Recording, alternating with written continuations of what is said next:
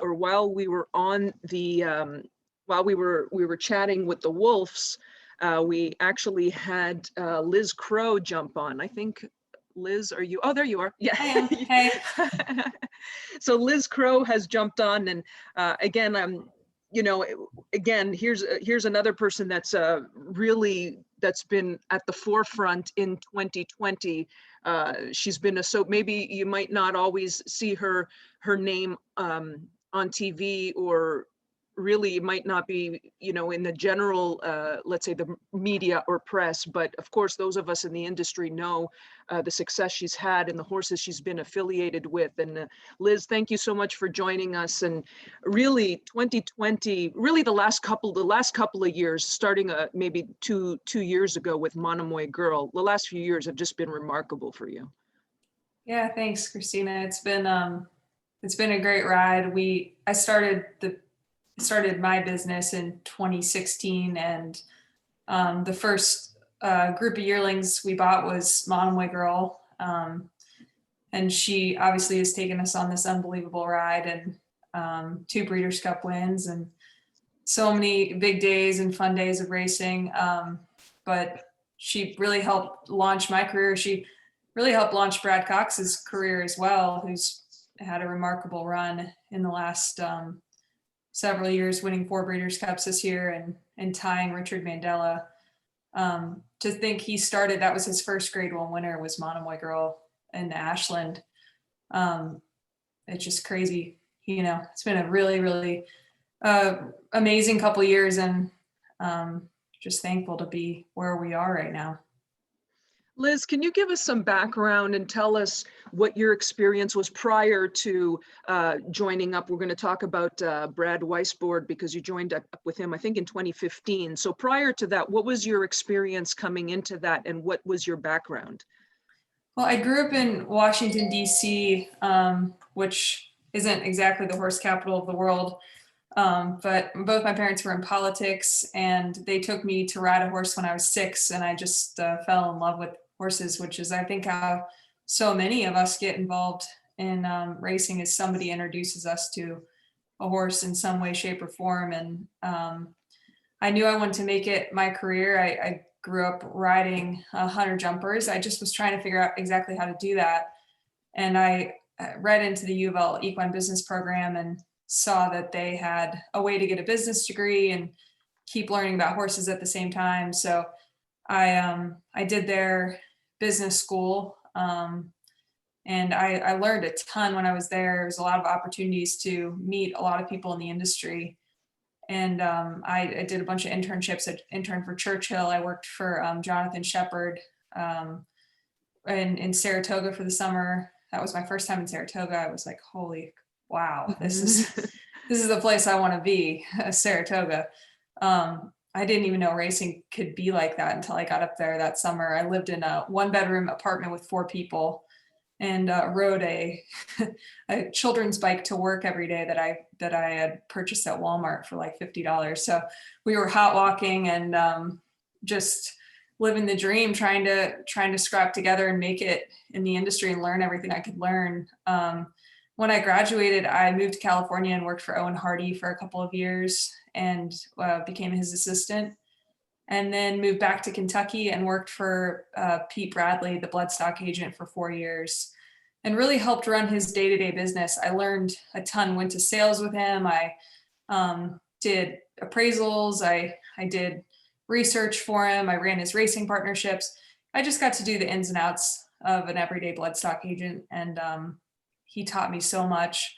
And then in the very end of 2015, December of 2015, I went out on my own and joined Bradley Weisbord, like you mentioned, and I've been with him ever since, really. And we launched Elite Sales in 2018, actually the end of 2017.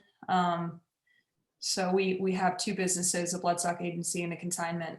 But it's been, like I said, we've come up kind of fast in the last 3 years, and our business has, I guess, exploded since then. And but I do feel like I put in a lot of the groundwork before that. Mm-hmm. And now, in terms of your role, let's start with the public, with the sales. What is your role So let's say you're going to go to a sale. Let's say it's a yearling sale. What is your role at that sale? Well, I would be just like any other bloodstock agent. But a little bit of the process is, we have a team of people.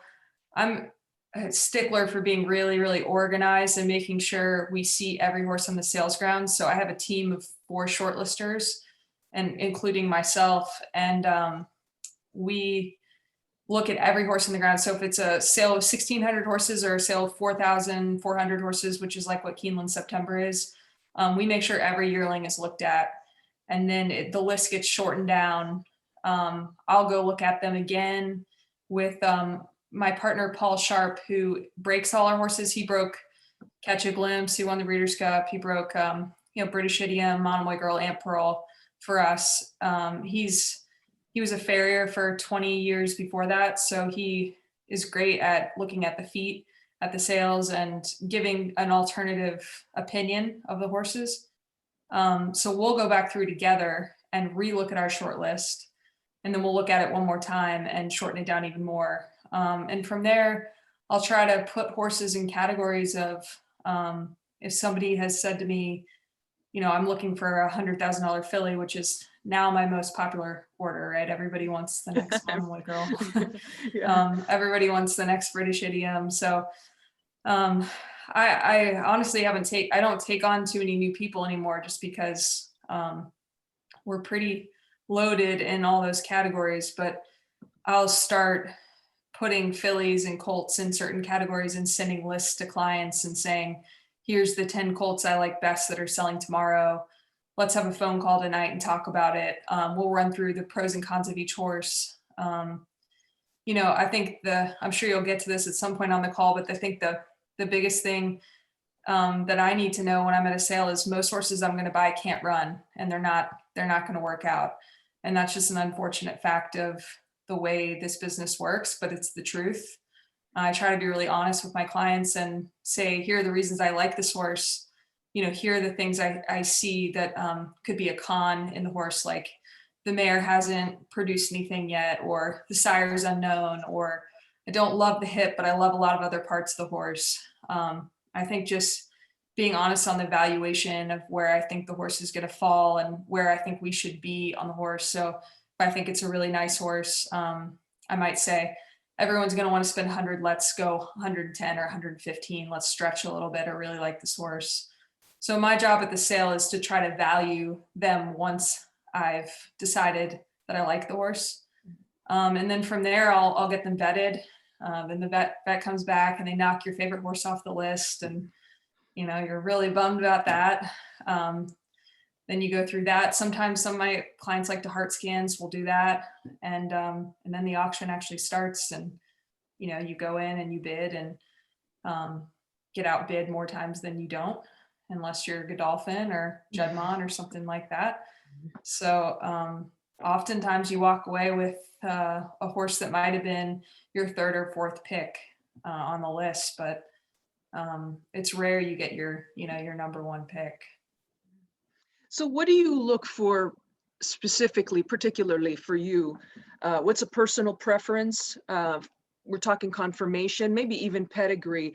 And does that differ for the fillies? Because you obviously have picked some really nice fillies over the last few years. Is there something specific about the fillies that really stands out to you? Yeah, it's kind of like I hate getting pigeonholed now as an agent that's only kind of picked out good fillies. That's definitely not how I want to be known. But the problem is these colts are so much more expensive to buy than the fillies. And when you're very first starting out, people don't want to give you a lot of money. It's easier to buy a filly. It just is. Everyone's got the Derby dream alive when they're going to an auction. So if the same colt that you could really like has the same qualities as a filly that you might like, is going to be double the money. And forget it if they're buying the Mischief or something like that. I've just now climbed into the category of being able to buy. I bought my first $1 million yearling this year. And before that, I think the highest price yearling I'd ever bought was 400. He hasn't even run yet. So I think it's just been easier to buy fillies. But as far as qualities go, there's definitely like 5 or 6 qualities that a horse has to have for me to keep them on the list. And I will not budge off of those credentials. And I'm proven wrong every day. Obviously, you'll see a horse that's cost 5,000 win a grade 1, but that's an anomaly, and you need to stick to your, what you know and what you've been successful with. Otherwise, you're really just opening up the doors of so many different horses that you could buy. Like, how do you narrow it down?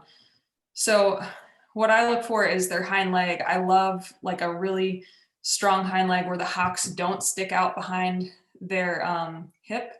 So I like a hock to be right underneath the hip, and almost, they call it like a post leg, but that's actually something I like. I like a good solid firm hind leg. We bought into Mind Your Biscuits in 2016, and he had one of the straighter hind legs I think I've ever seen on a horse. If you go look at the stallions in Kentucky, which I think is a really good thing for people to do, to try to understand conformation. Obviously, all those horses have been successful. You'll notice that they all have good hind legs. Their hind legs do not stick out behind them. They don't have weak hocks when they walk. They have a really strong gaskin, which is the muscle kind of right above the hock and right next to the stifle. Also really like a good shoulder, not too straight. Whereas I like the hind leg to be straight. I like the shoulder to have a little bit of slope to it. I like them to have some muscle definition and some mass to them already. Much like I'm sure LeBron James was born, with a little bit of muscle on his body. And I think that that's an important thing for horses to have. And a lot of people will say to me, well, don't you think that was just them being prepped well? I don't. I think they have a little bit of muscle mass when they're born, and the definition is already there. And you can work with it. The consigners that are going to prep really well, and the consigners that aren't. But you need something to start with. And then I don't necessarily need like a really great walk. I think that's a lot of times you'll see turf horses that have really good walks, but a lot of dirt horses don't have really good walks. But I just need to see them be able to flow through their shoulders and step off strong behind. So when they take that first initial step, how does their hock move and how does their hip move when they're taking that step? Is it weak or is it a strong step behind? And then I think to me, one of the most important things is their mentality. I always say to clients, I can't interview these horses. It's like I'm going to a combine, an NFL combine or an NBA combine, but I can't put them through an IQ test and I can't interview them. And I wish I could. But you have about a minute and a half when you're looking at a yearling to make a decision whether you're going to keep it on the list or not. And if you like it, you'll go back and look at it again, you'll get another 2 minutes. But just the reality of the sale and how much time you have, you can't sit there and spend 20 minutes watching the way the horse walks in and out of the stall and how it deals with the people handling it. But I think the important part is an initial impression. Does the horse act up? Colts act up more than fillies. Fillies can be really hard on themselves when they lose their minds. They can get ulcers, they can be bleeders, they can have a lot of problems. And so I think you want to see a filly that if you hear a noise like a car backfire or somebody drops something, that the horse doesn't spook too much, that they're pretty much within themselves and handling the situation well. So that's really important to me as well.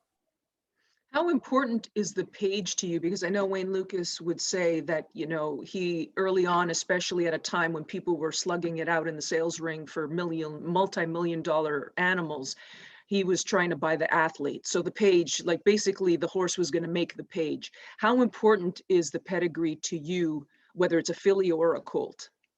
I think if you look at my track record, it's not important at all. In fact, I don't pay attention to it even a little bit. Sometimes when I see a horse by a sire, like British Idiom was by Flashback, and she was out of a Mr. Segaguchi mare. If anyone can tell me anything about Mr. Segaguchi, I'd be impressed. It's a pretty weird pedigree. Flashback stands in Pennsylvania pretty much for free. I think he stands for $2,000. That was not only his first graded stakes winner, it was his first stakes winner in general. So when I saw her at the sale, at the Phase of October sale, I was really excited because here's a filly that's gorgeous that if she was by Tappet, I don't have the money for. She's $400,000 or $500,000. she was 40,000. So to me, a pedigree page is just what you have to pay for them, and it doesn't mean anything else. The only thing I will say, the only thing that bothers me is if a mare is like a 1999 or 2000, so she's 20 years old and she has had no black type winners. I think that's really negative. And I think when a mare gets into I do a lot of research every December. So just about this time, I'll take every pedigree page of every graded stakes winner in the year and I'll just study it.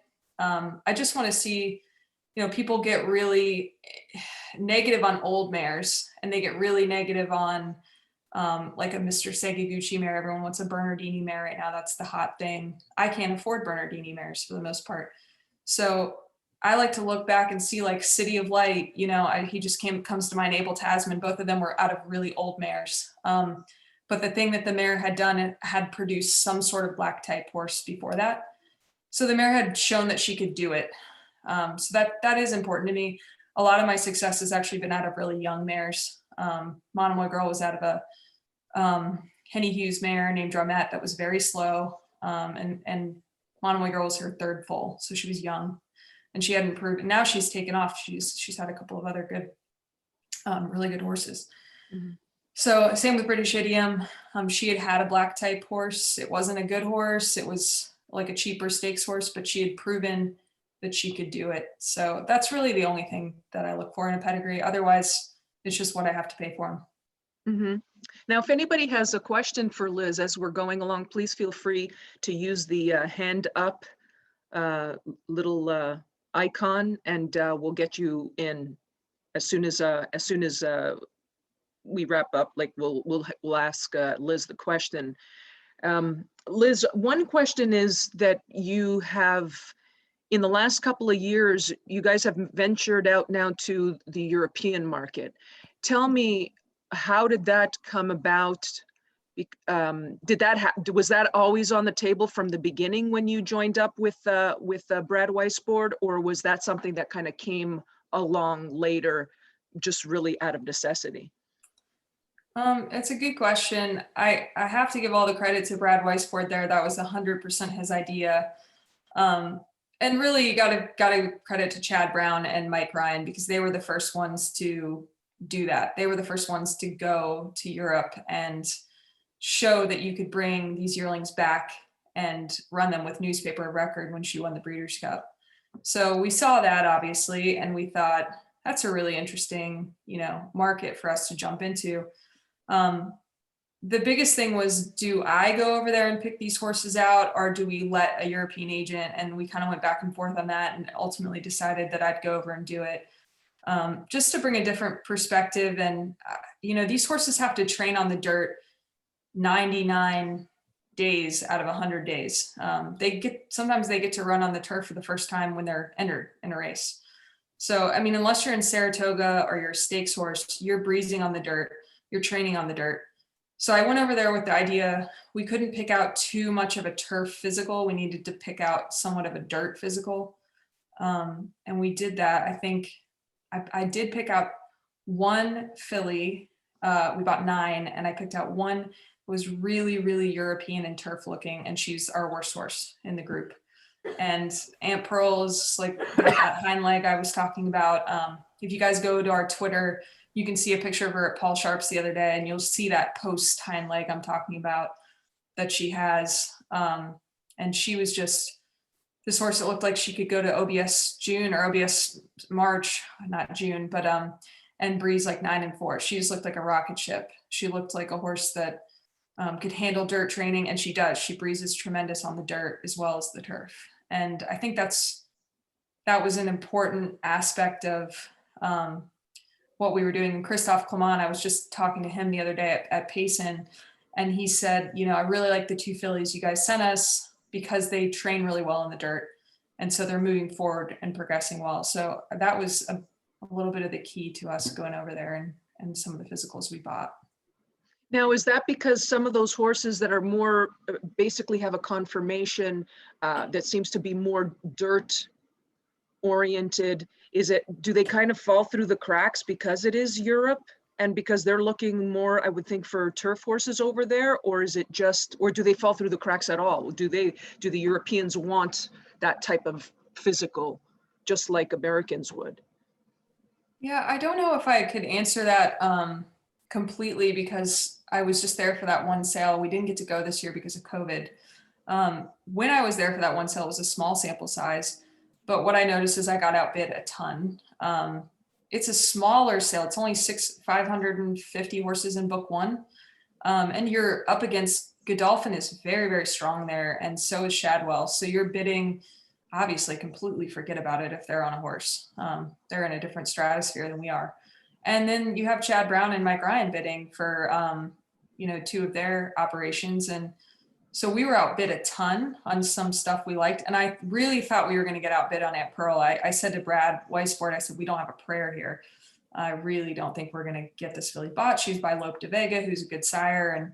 And I think a lot of people did, though, Christina, think that maybe she was too much of a dirt looking physical, because I did hear that from a few people. So that is a possibility. But it's almost like I didn't really pay attention to what other people were trying to do over there because I was so almost overwhelmed with what I was trying to do, which was buy at this sale for the very first time in my life. And talk about weird was the bidding process. I mean, the bidding is so different over there. I'm sure some of you have watched online auctions over there. It takes like 30 minutes to buy a horse. They walk them around and around and around. That's true. And, you feel like you're like in the game in America. If you put your hand up once or twice, you're like, okay, I'm in the game. Because sometimes in America, you don't even get your hand up at all. You're like, you go in there, you think the horse can bring 200. It brings, all of a sudden it's at 400 before you even put your hand up. In Europe, you have all day. You could have a cup of tea, you could hang out, you can wait. You put your hand up like 10 or 12 times before you get the horse spot. So I would just say that it was a learning curve being there for sure. And it was really fun. I enjoyed it. And it was just something different. I look forward to going back next year. What sale was it that Aunt Pearl came out of, and how much did you pay for her at that sale? It was the Tattersall's October sale, which is kind of their premier yearling sale over there. They have like Arcana in France and they have Goffs in Ireland. And Tattersall's is their main company in Europe, or I mean in England, I'm sorry.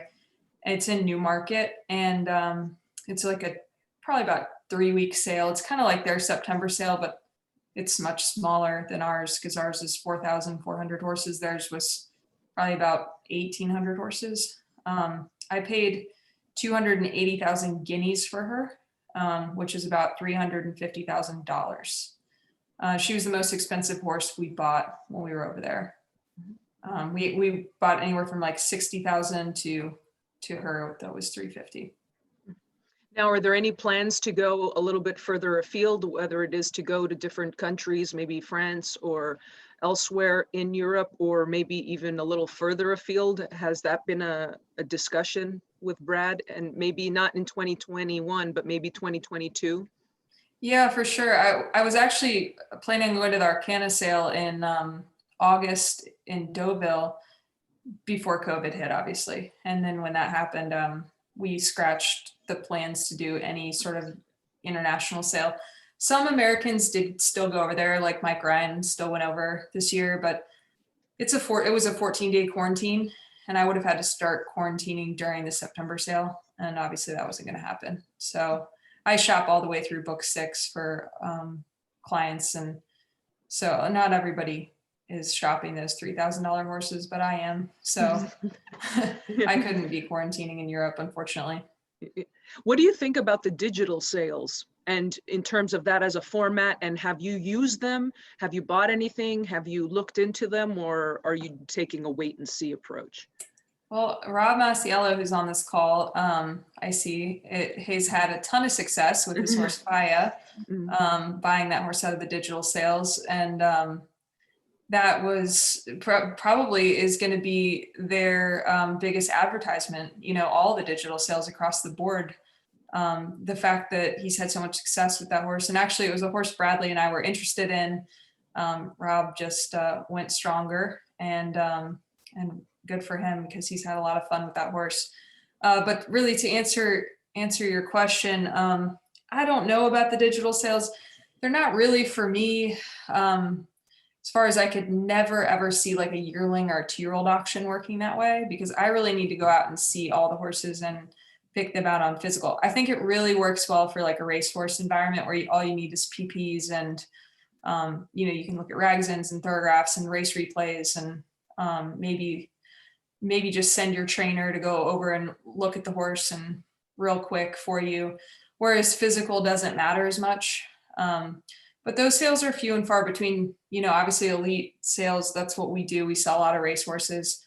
We had one on that marketplace in, I think it was I want to say it was like their September. They had some sort of September digital sale. It didn't really work. Nobody felt comfortable bidding because nobody could go see the horse. It was kind of a weird COVID situation where Maryland racing was in lockdown, so no one could get on their backside.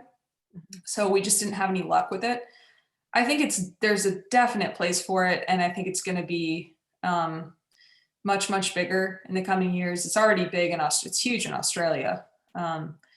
And I can't imagine it not being a permanent part of our, our marketplace here. But as far as like what I do on a day-to-day basis and what I like to do, which is buy yearlings and 2-year-olds unraced horses, I need to be at the sale looking at those horses physically in order to do my job properly. Mm-hmm. Mm-hmm.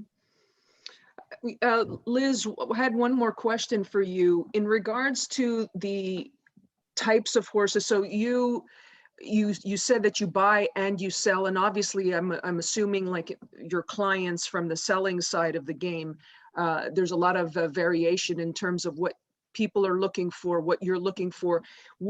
How do you approach the selling part of the game? Elite sales, they've done really well in terms of, do you pursue these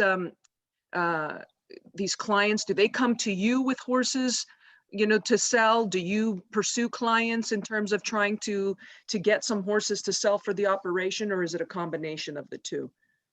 That's a good question. It's a combination of the two, for sure. Really, Bradley came up with the concept again. He's the thinker of the two of us, for sure. I'm the doer and he's the thinker. And he has all these brilliant ideas, some not so brilliant, some brilliant. This was a brilliant idea. Was we just got sick of selling all of our horses with other people. Think about Monomoy Girl, Uni, so many fillies that we've sold over the years. We have Royal Charlotte in the January sale. These are fillies I bought as yearlings or 2-year-olds. And why would we want to give them to another consignor to sell when we know them better than anyone? I mean, there's not a question in the world someone could ask me about Monomoy Girl that I couldn't answer. And so I just feel like as a consignor, it's an information, based game. And if somebody walks up and asks me a question about one of my horses, I want to be able to answer them right off the bat. I don't want to have a consignor call me, ask me what they think, and then answer the questions. So the whole point of it was to be boutique, to be small, and to do it a little bit different, a little bit better than some of the other consignors. And as far as racehorses, I bought a horse named Leo Frick out of the 2016 November sale for $100,000, and he was mixed in amongst the Conquest horse dispersal, which I'm sure some of you remember. It was like a huge dispersal of a stable that Mark Cassie trained for the most part. And he wasn't owned by Conquest, and he was really just thrown in there, and there was no PPs, there's no information on him. And I bought him for probably $50,000 or $75,000 less than he should have at the time. He ended up winning grade 1. But the point was that kind of triggered the light bulb of like, hey, this could be done better. There could be more information. So we came up with these passports that is like a small pamphlet. You can email them, you can hand them out to people. And they have just like schedules of races that people might look to run their horses in. They have race replays, they have PPs, a little more in-depth information on where the horse has been and what it's been doing. And the idea of this was empower buyers with information, and they'll spend more money. They'll feel more confident to spend more money. But to answer your second question of how do we get these horses, it's a lot of horses I buy or Bradley buys privately that we then resell. And, like Midnight Bisu, we bought into 3 years ago, got to enjoy her and then got to sell her at the sale. Uni, we bought into privately, again, 3 years ago, got to enjoy her and then got the opportunity to sell her. And same with Monomoy Girl. She brought $9.5 million, and couldn't imagine watching her go through the ring with another consignor after all of that. So it's just a great way for us to streamline our business to where we can do it from the time that the horse is a yearling all the way through to when we sell it. Okay, and now do you guys own most of your clients? Do they own any horses outright, or are they mostly partnership type of deals, like in terms of the horses that you own? It's a lot of partnerships, which actually I love, because then, I think it's so much more fun when somebody owns, there's like 4 or 5 people in on a horse, and you can get to know that person. You have a common interest with that person. At the races, it's a lot more fun to share that. I just caught the tail end of what Jack Wolf was saying and Corbin were saying about it doesn't really matter what percentage you own. A lot of our owners, Michael Kisber, who he owns 20% of Aunt Pearl. It was his lifelong dream to win the Breeders' Cup. And he called me about a week after, and he said, I mean, I felt like I owned 200% of that filly, when she was coming down the stretch. So I think most of our owners enjoy partnerships. It's easier to get horses bought when you're buying horses. Like you buy a leg of a horse, or you buy Saul Cumin, who's a big client of ours, who's Maddocket Stables. You'll see him, it's kind of a joke actually in the industry. He's always buying just like a leg of a horse or 10% of a horse. And he just likes to be in and around the action. And that's what he enjoys. And it's easier. When you call somebody and you say, hey, I'd like to buy your horse privately. And they say, well, I don't want to sell the whole horse. I've waited, 10 years to have a horse this good. It's easier to convince them to sell maybe 25% or 50% of that horse than it is to have them sell maybe 100%. And same with the yearling sales. As I said earlier in the call, it's you're going to buy way more bad ones than good ones. It's just a fact. I don't care what somebody says. That is just a stone cold fact in this game. Most horses you buy can't run. It's easier if you buy 10 or so yearlings and hope that 1 or 2 of them are the good ones. And in order to do that, it's easier to have partnerships. It's easier to have 3 or 4 guys that spread that risk, that put that money up together, that are able to make it feel a little more diverse, that you're not owning and having to spend all your money on one yearling. You can take that 250,000 you were going to spend on one yearling, you can spread it across 10 yearlings if you have a couple partners. Very, very true. We experienced it early on. We leased a filly. She was in training with Todd, and she would have these nagging problems that just kept coming up. So I don't think she ever really fully realized her potential, but we've also had a stakes winner improving strategies with the greens, with Len Green and John Green. So we've been, and that was kind of like a combination kind of deal. So we've been excited in that. But Liz, thank you so much for joining us. I know, for the Eclipse Awards, they're going to be remote. I believe they're going to have them at Spendthrift. They're going to be, they're going to be showing them from Spendthrift, but it's exciting because you've got 2 chances, right? You guys have Monomoy Girl, and you also have Aunt Pearl. Is that correct? Is it the 2 ones, or do you have some others in there that probably maybe I just don't know about? We do. Those are, we have Saul owns a piece of Authentic with Starlight. Okay, yes. So he'll be looking forward to that. And we bought into Whitmore privately. I don't think that he's probably going to win, but you never know. It's just nice to be one of the 3 finalists. I always think that is such a cool thing. Even if you don't win, I don't think Aunt Pearl will win because she's, turf versus dirt. Vequist will probably win that award, but she'll be one of the finalists. And, one of our main trainers, Brad Cox, will be hopefully strong contender for Trainer of the Year. And that'll be really fun to see his hard work come in and be rewarded. And then obviously I think Monomoy Girl's got the older filly in the bag. So we'll enjoy seeing her win her 2nd Eclipse Award. Well, she's been a lot of fun. She really hasn't done it the easy way, having spent I think probably a year, right? Was it a year? 18 months. 18, yeah. So she hasn't done it the easy way, but it shows you what kind of champion she is. But I don't know if anybody has a question for Liz before we let her go. Oh, okay. I see you guys. Let me unmute you. Liz, we got a question here. Hold on. Let's try to do this.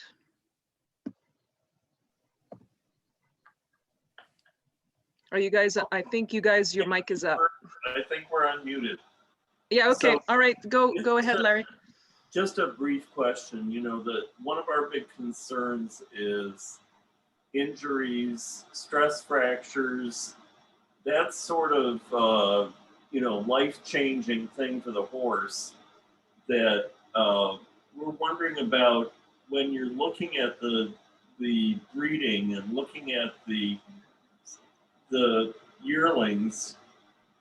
Is there any way to predict bone density tests, something that will be an indication whether or not that horse is likely to have a catastrophic injury?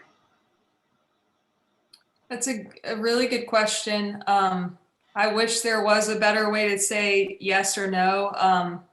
I honestly think it's kind of a two-part answer. I honestly think the standing CTs that they're starting to do on these horses that have already run is probably our biggest way to prevent these breakdowns. They take a much better image of the leg, and if it has bone bruising, they can tell how deep in the bone it is, and if it's actually started to have a lesion. So I think that's going to be in the future you've seen it in California. We were able to save one of our horses that was probably weeks from breaking down, who we didn't even notice was lame. We were able to, he was like very, very slightly off. We took him in, we did a bone scan, but the bone scan didn't really show it. The CT scan showed he had a pretty big lesion. We just went ahead and retired him. Probably would have been something that would have gone the wrong way. So I do think that that's a great way to prevent that.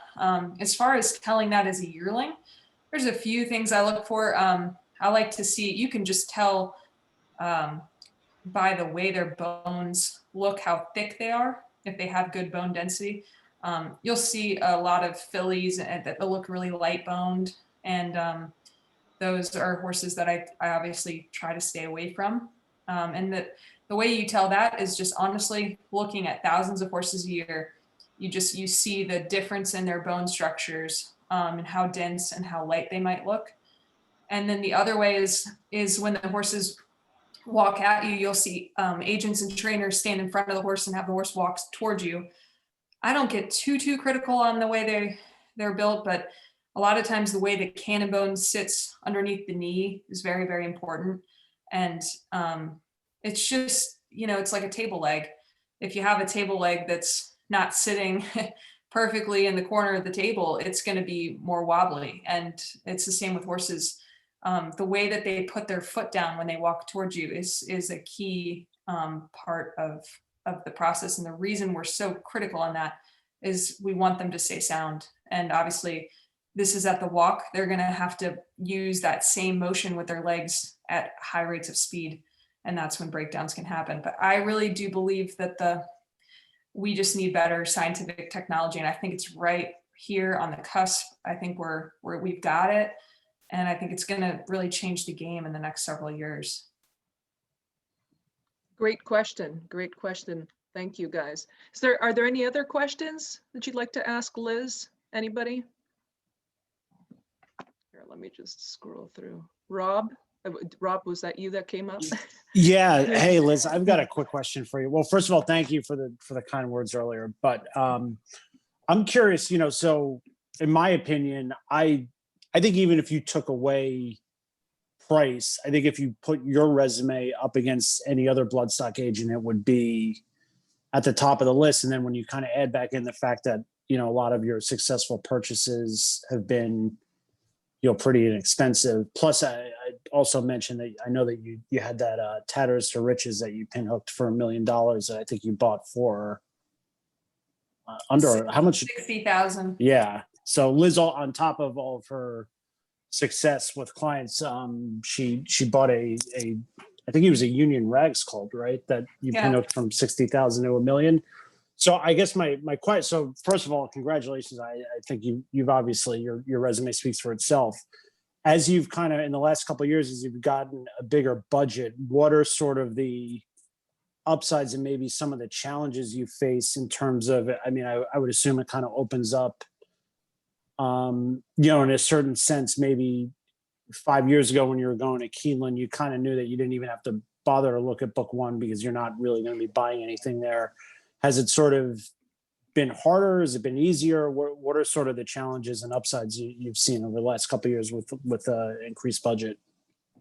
Well, thank you very much, Rob. I really appreciate you saying that. It's really nice to hear that from someone like yourself that pays such close attention to the game. But I think, honestly, I kind of miss the years of not having a budget. It's gotten, there's more pressure. There's a lot more pressure when you're buying a $500,000 yearling versus buying an $80,000 yearling. But I will say there's no pressure like trying to buy your very first year, because you kind of realize that you're like a stallion prospect. You've got one shot, you've got 1 year. If you don't come up with something, they're not giving you a year or two. So I knew that if I needed to go into Keeneland and try to find something. I didn't ever in my wildest dreams think I'd come up with Monomoy Girl. I think that had some luck on my side there. But I think it's now that I've stepped into a different region, we've got Peter Brandt, White Birch Stables, as a client this year, and he was the one that bought the $1 million yearling I mentioned earlier, and he bought several other yearlings in the $400,000 to $500,000 range. The pressure's on. They expect a grade 1 winner out of that group. The statistics show you at Keeneland that your odds of buying a grade 1 winner are, it's like 0.01%. So the odds are not on your side of finding that yearling.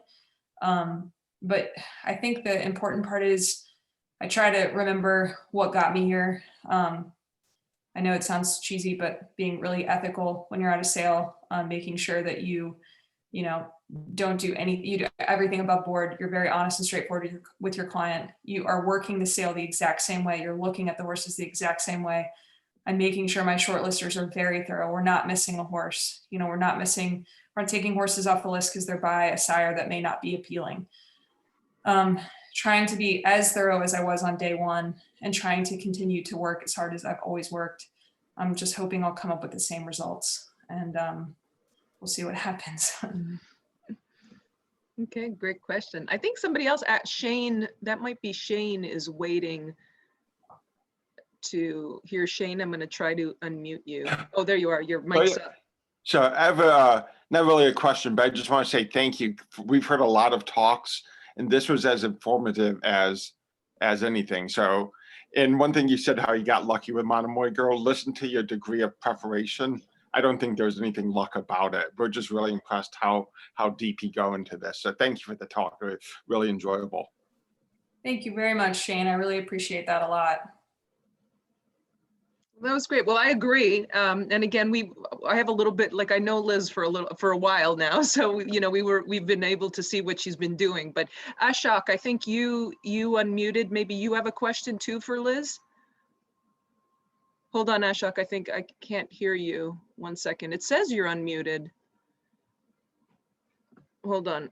It says you're unmuted, but we can't hear you. Are you maybe muted on your side on your computer? Mute's in the bottom left-hand corner, I think. Yeah, hold on a second. Let me unmute him. Okay. No, I think you're probably, Ashok, I think you're probably muted on your computer because it says you're unmuted here, but you might be muted on your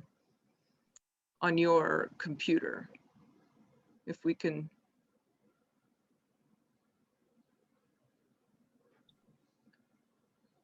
Yeah, hold on.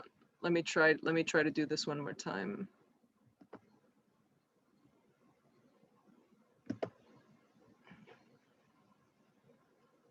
Yeah, I've got you as your mic is up.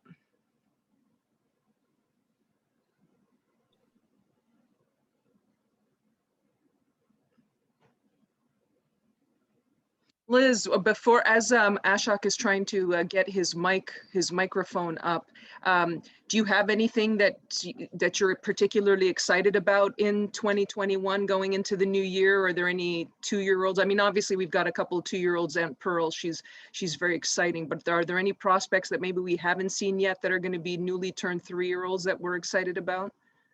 Well, kind of as Rob mentioned earlier, this is going to be my most expensive crop of yearlings.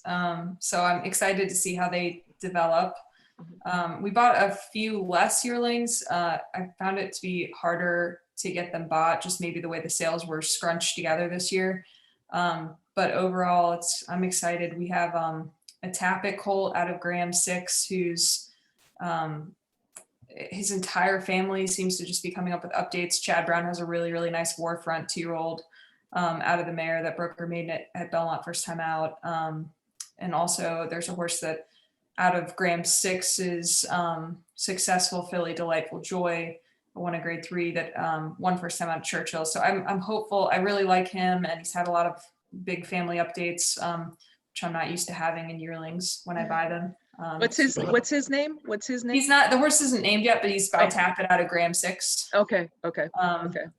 So we have we have the Indomischief filly out of Special Me, who's a half to Stonetastic, that we paid $1 million for. That's going the right way. We'll see what happens, but I'm sure it'll end up being some $40,000 yearling that I bought. And it's a being a good one, but hopefully some of these expensive ones can run. Yeah, definitely. And hopefully we get a colt in there too, so that people can stop saying that it's just Yeah. I could use that. I could definitely use that for my career. And I'm really excited about Aunt Pearl. Like you said, we're gonna hopefully, fingers crossed, she stays healthy. We'll go to Ascot with her, and it'd be fun to see Brad Cox in a top hat. And oh, that'll be cool. Yeah, that's gonna be a lot of. Ashok, were you able to get the microphone? Your microphone? Let's try. Can you hear me now? Oh yes, we can hear you. Yay! Lovely. Yay! Lovely. Okay. So I just wanted to add a comment about I've learned so much in this call on things about thoroughbred racing that I didn't know a lot about. So thanks for that, Liz. I really appreciate that. I did want to comment on your comment where you said you associated luck with Monomoy Girl. And to just sort of paraphrase the great Bobby Jones, who was, for those who don't know, a great golfer, he said something to the effect that the harder you work, the luckier you get. And so, really, really well done. And, all the best to you in your future pursuits. Thank you so much. I really appreciate you guys. It's not every day you get to talk to such nice people that are interested in learning about racing. And it's been great talking to you guys. And if I can ever help you guys out in the future, or we ever run into each other at Saratoga, please stop me and say hello. And hopefully we're all back with a vaccine and we're all at the races soon where we can enjoy each other. I mean, maybe not quite early on 2021, but somewhere down the road.